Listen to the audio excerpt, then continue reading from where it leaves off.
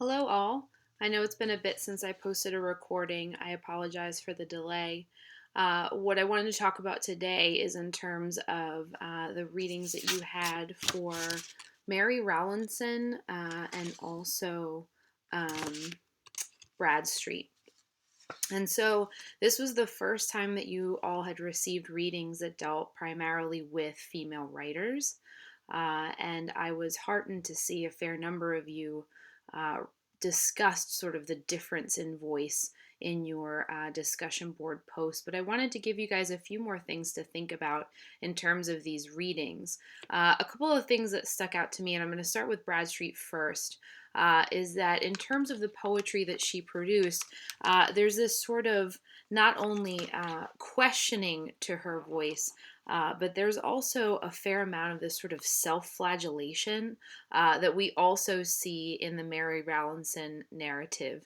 And so I'll be curious to hear you guys perhaps reflect a little bit on this idea of women as writers in this sort of Puritan early American era that almost makes women seem as if they are punishing themselves for the things that they think and feel, and they use writing as perhaps a way through which they can work through some of these sort of almost personal demons.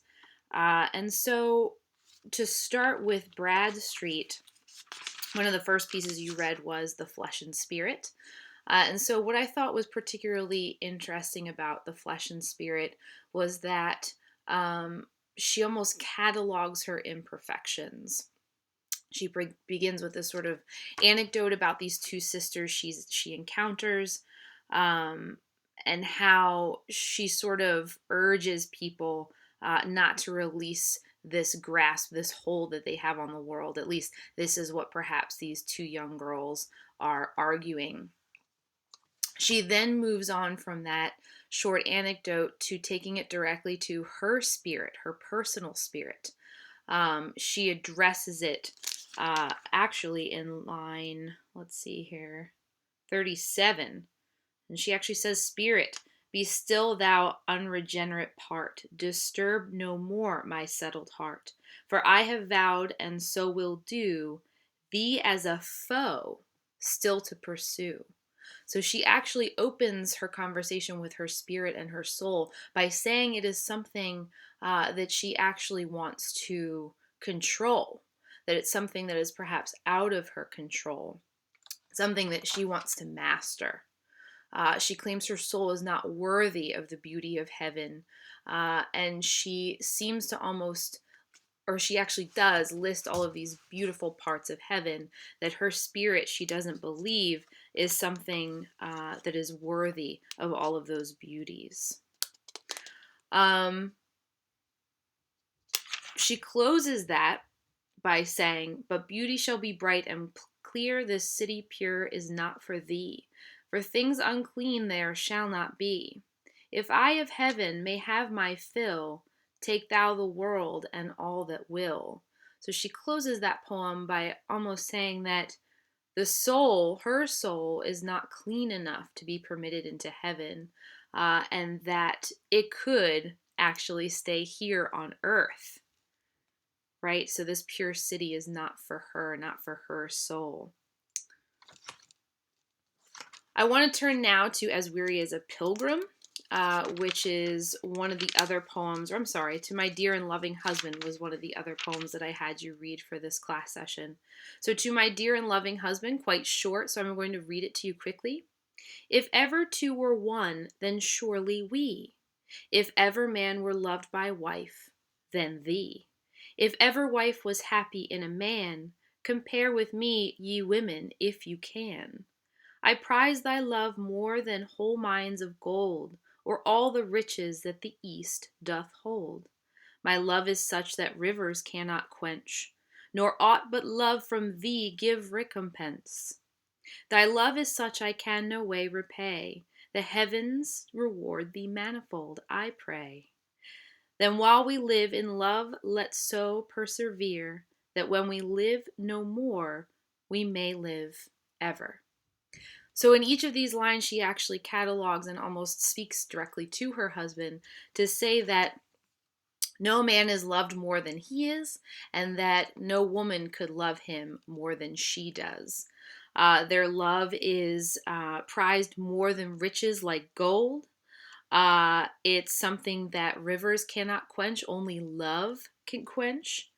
Um, that the heavens might reward them for how much they love each other. And she ends by saying that their love is so strong that it's a love that will last past death. So a nice little poem that she wrote for her husband, but I think that it is also a really interesting way in which we can consider early modern relationships. I think we sometimes like to imagine early modern relationships as those that were primarily for having children only, or were perhaps sort of required and expected, but we don't speak often enough about the actual love that people had for one another. And I think her poem really captures the deep feelings and emotions that were involved in early modern marriages.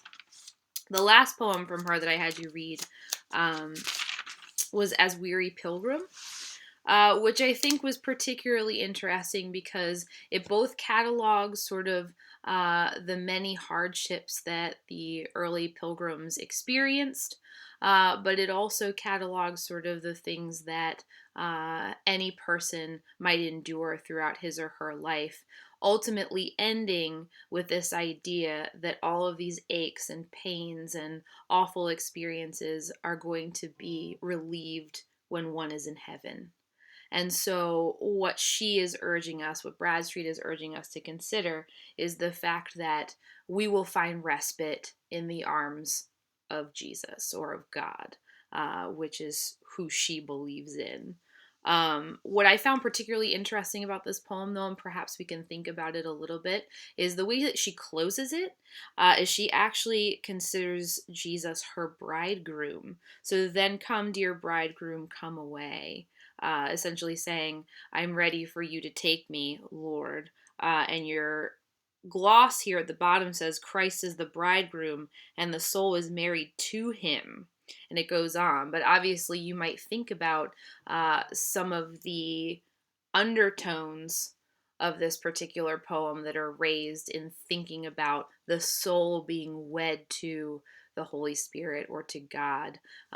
What does that particular connection then produce if we're reading the poem in this way? If you are married to Christ, there are certain, I think, sexual undertones to that poem.